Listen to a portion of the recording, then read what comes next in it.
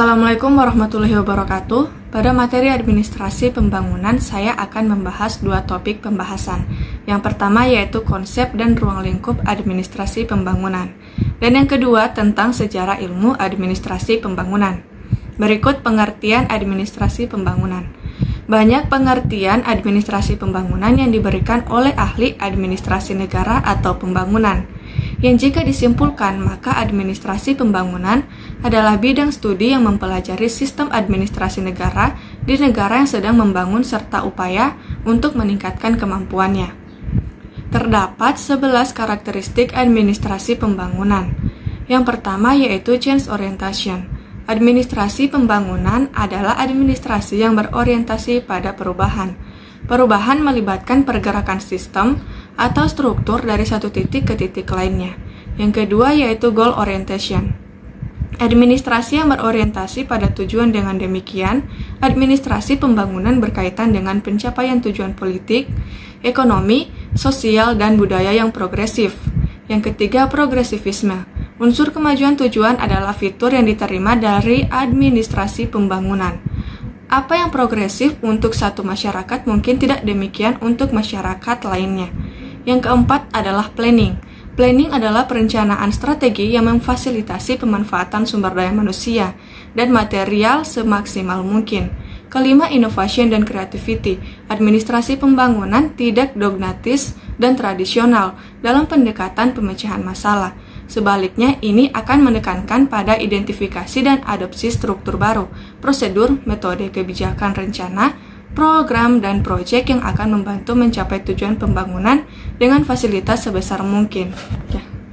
Yang keenam yaitu flexibility in organizational processes. Administrasi yang berorientasi pada pembangunan memerlukan fleksibilitas operasi yang optimal, yang akan memungkinkan administrator memiliki otonomi yang diperlukan untuk menerapkan aturan dengan kebijaksanaan pada situasi administrasi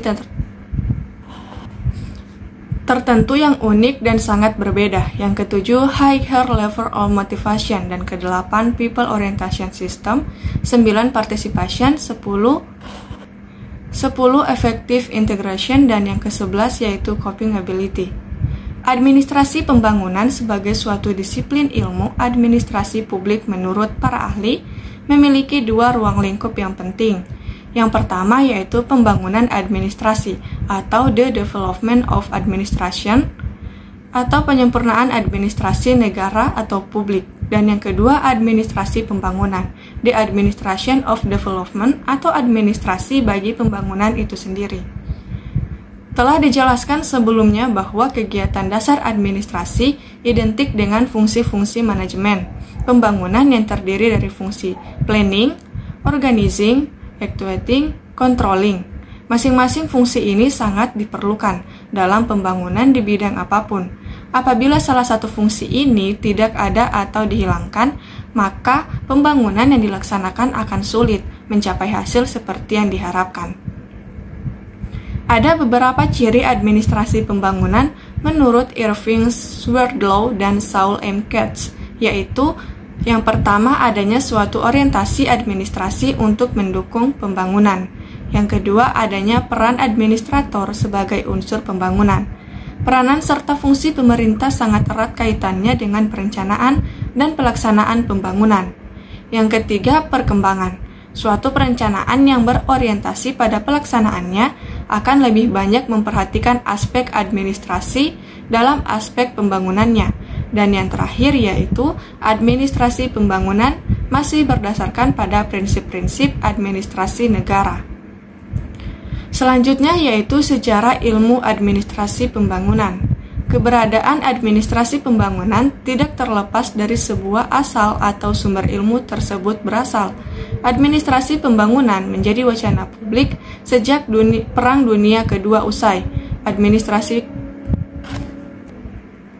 Administrasi pembangunan lahir dari sebuah kebutuhan negara-negara berkembang untuk membangun dan memperbaiki tatanan kehidupannya. Selain itu, administrasi pembangunan juga terlahir dari kepedulian negara-negara dunia kedua dan pertama dengan berbagi kepentingan di dalamnya untuk membantu negara-negara berkembang menjalankan administrasi negaranya ke arah yang lebih baik.